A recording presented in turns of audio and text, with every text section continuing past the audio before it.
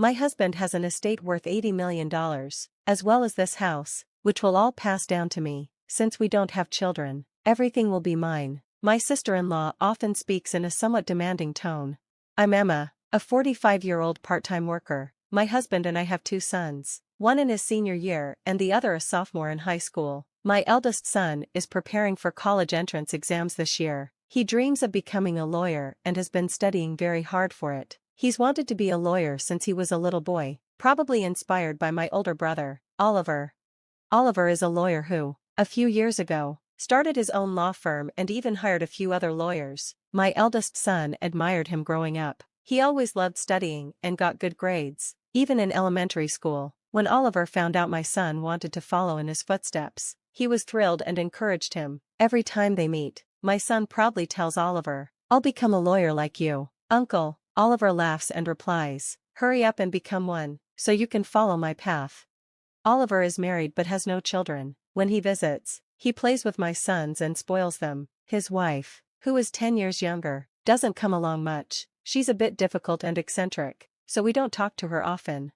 Oliver and I lost our parents when we were young. He stood in as a parent figure at my wedding. After I got married, he married his wife, and we were happy to know he'd found someone. But when we first met his fiancée, we were surprised by how sulky she looked. We expected her to be cheerful since she was about to marry Oliver, but she seemed unhappy. I politely said to them, "You two look great together." However, when I got home, I told my husband how surprised I was by her attitude. My husband agreed and said she didn't seem like the nicest bride. Soon after, Oliver and his wife got married, and he bought a magnificent house. We visited with our children to celebrate. The house was amazing, as expected of my brother, who owns a law firm. However, my sister-in-law wasn't there. Jokingly, my husband asked Oliver, "Has your wife already left you?" But Oliver's serious expression made us uneasy.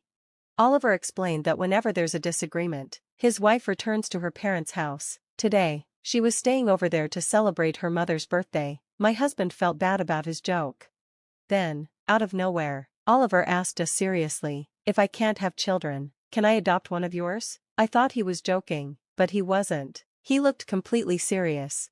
I didn't know how to respond to my brother's unexpected suggestion about adoption. My husband, however, laughed and said, "We don't know what the future holds, so let's talk about it when the time comes. If you're okay with our children, you're free to adopt whichever you want." He didn't seem to take it seriously and dismissed it, but I couldn't stop thinking about it. I was more worried about the fact that my brother and his wife didn't seem to be getting along. It wasn't my place to interfere in their marriage, but I couldn't help being concerned. After that, whenever we visited my brother's house or he came to ours, it was always just him. My sister-in-law was never around. My brother also never mentioned her, and I avoided bringing her up. They had been married for over 10 years, and honestly, I had almost forgotten she existed. This year, my eldest son got into his dream law school. When my brother came to our house to celebrate, he brought up adoption again. He said, "Like I mentioned before, would you let me adopt one of your kids?" My brother and his wife couldn't have children, so he was asking again, this time more seriously than before. Back when they were newly married, it didn't feel urgent, but now his tone had changed. My husband, however, still treated it lightly and responded, "Would you prefer our eldest son, since he wants to be a lawyer?" He said it casually, but I was cautious. Adoption is a huge, life-changing decision for our sons. Even though they'd be with my brother, their uncle, I couldn't help but worry about how my sister-in-law might treat them. After all, they wouldn't be her biological children. I asked my brother directly, "Is your wife okay with the idea of adopting?" He gave me a strained smile and said, "Don't worry about her, we've already talked about it." That reassured me a little, but I still couldn't decide right away. I wanted to discuss it with my two sons first since they were old enough to make their own decisions. We left the topic there for the day. A few days later, though, I received a call from my brother's law office. They told me he had collapsed, and I rushed to the hospital. When I arrived at the hospital, I found my brother's colleagues from the law firm waiting outside with worried faces. My brother had suffered a stroke at work and was unconscious. After I arrived, the staff left, telling me they hadn't been able to contact his wife. I tried calling their home landline, but no one answered. I didn't have my sister-in-law's cell phone number, so I searched my brother's belongings and found his smartphone. With my second son's help, we unlocked it and found her number. When I called her, she answered angrily, shouting, I told you not to call me again. I'll sue you. I quickly explained. It's Emma, Oliver's sister. My brother passed out and is in the hospital. Her tone immediately softened. Oh, I'm so sorry. I thought it was Oliver. Did you say he collapsed? I explained his condition and told her which hospital he was in. To my surprise, she replied cheerfully, I can't come right now, I have things to do. Please let me know if anything changes. And then hung up. I couldn't believe she had more important things to do while her husband was hospitalized. Realizing she wouldn't be any help, my family decided to take care of my brother ourselves. Since my eldest son had finished his university entrance exams and had free time, he visited the hospital every day for me. Unfortunately, my brother never regained consciousness and remained in critical condition. His wife never called or visited, not even once. A week later, I called her again, hoping she'd reconsider. This time, she answered quickly and asked in a disturbingly cheerful tone, What's the matter, did he die? Her rudeness shocked me, but I calmly replied, He's still alive. Why don't you visit the hospital? She snapped back, I'm not a doctor or a spiritual healer. What good would it do for me to visit? Furious at her attitude, I hung up. I started to think back to why my brother wanted to adopt one of my sons. Perhaps he had already given up on having children with her because their marriage wasn't going well. When they first got married, I had asked how they met. My brother said they met through a marriage counseling agency. Maybe she married him because he was a lawyer, thinking she'd have a comfortable life. The thought made me even angrier. When I shared my suspicions with my husband, he pointed out something even more upsetting. If Oliver dies, his wife will inherit everything since they don't have children. Maybe that's why he brought up adoption the other day. He was thinking about his inheritance. I regretted not making a decision about the adoption earlier. Later, I casually mentioned the adoption to my sons. To my surprise, my second son said he'd be happy to be adopted. Unlike my eldest son, who had clear goals, my second son wasn't sure what he wanted to do with his life. He seemed to think being adopted by Oliver would give him an easy, comfortable future.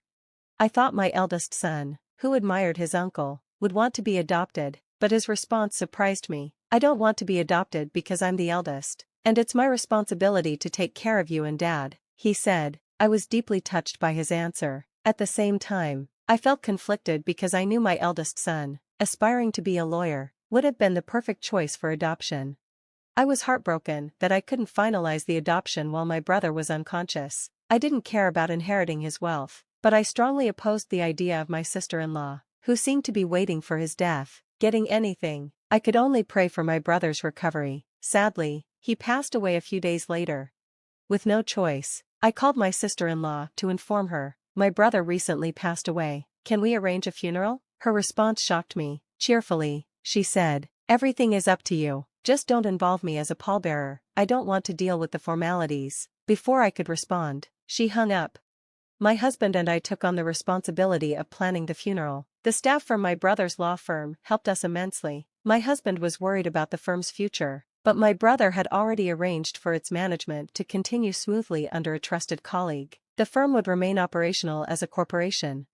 Many people attended the funeral, presidents of major companies, politicians, and other prominent figures. The number of wreaths was so overwhelming they couldn't fit in the hall. Seeing this, I was once again reminded of how incredible my brother was. My eldest son helped with the arrangements, but my second son, seeing the high-profile attendees, expressed frustration. I should have been adopted. I didn't realize how amazing he was. My husband and I understood his regret.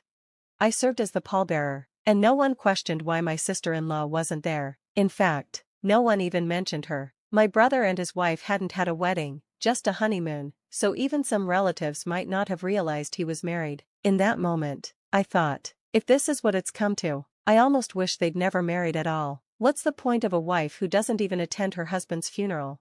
I also regretted not agreeing to the adoption earlier. Now, I feared my sister-in-law would take everything my brother had worked for. After the funeral, we invited everyone to my brother's house for a meal, to thank them. I told them, my brother can rest in peace because of your support. It was a somber moment for all of us. Just then, my sister-in-law arrived in a flashy pink coat, making a grand entrance. With a big smile, she announced loudly, my husband's $80 million estate and this house will all be passed down to me, his wife, since we don't have children. Everything is mine. She said this triumphantly, but to everyone's surprise, Some of the lawyers from the firm began laughing. Confused, we all looked at them. My sister-in-law, glaring at the lawyers, yelled, "What are you laughing about? How rude!" One lawyer, smirking, replied, "We know you're officially divorced." The settlement was finalized the day before he collapsed.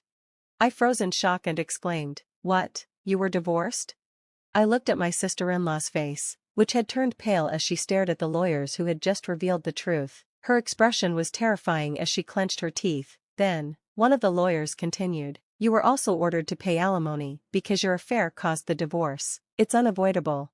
Furious, my sister-in-law yelled, "I don't have to pay alimony. Who's left to receive it now?" She spoke mockingly, as though she had outsmarted everyone, but the lawyer quickly responded, "The right to alimony doesn't disappear, it's inherited. Since Emma is the inheritor, you'll have to pay her." It hit me at that moment, I was my brother's sole inheritor. Our parents were gone, and with no children or other relatives, everything fell to me. My sister-in-law seemed to realize this too. Her horrified expression made me take a step back, but she wasn't ready to give up and began yelling again. "Don't I get half the estate? Isn't that how it works?" she shouted. One of the lawyers, looking annoyed, replied, "Oliver already gave you a settlement when the divorce was finalized. There's a receipt to prove it." He also explained that my brother had purchased the house before their marriage, so it wasn't part of the assets to be divided. The lawyers continued to counter her every argument. Then, as if she remembered something, she smirked and said, "But I'm still the beneficiary of his life insurance. That's not part of the estate." Her confidence, even in such a situation, stunned me. However, the lawyer immediately shut her down again. Oliver was meticulous. When the divorce was finalized, he likely changed the beneficiary. Curious, I searched through my brother's belongings and found the life insurance policy. My sister-in-law snatched it out of my hands and impatiently looked for the beneficiary's name. After a few seconds, her shoulders dropped in disappointment. She handed it back to me silently. Sure enough, the beneficiary was me. Realizing she was losing everything, she screamed out her true feelings without thinking. "I married a lawyer because I thought he'd be rich, and now I've ended up with nothing but a little money, and I have to pay alimony. This is a disaster." One of the lawyers, with a grim expression, replied, "Oliver said the same thing. He regretted going to that marriage counselor. He admitted marrying you was the biggest mistake of his life." Hearing this shocked me. My brother had never shared such feelings with me, but it was clear he had been honest with his colleagues. Unable to win this argument, my sister-in-law stormed out of my brother's house.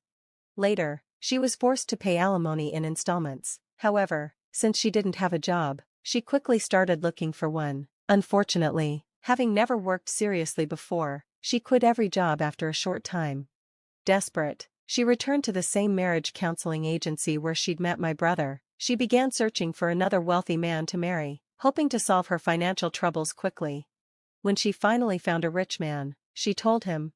After my sister-in-law remarried, she started scheming to take money from her new husband. However, the man quickly realized her intentions and reported her to the police. She was arrested for marriage fraud. According to one of the lawyers from my brother's law firm, she might have been involved in other scams, too. To be honest, she never paid the alimony she owed me. When I visited the lawyer to ask about it, he explained that now that she was in legal trouble, getting any payments would be nearly impossible. I wasn't too concerned about the money, though. What mattered more to me was seeing her face the consequences of her actions. I believe my brother would have wanted the same. I asked the lawyer to ensure the police thoroughly investigate her other crimes and prosecute her to the fullest extent of the law.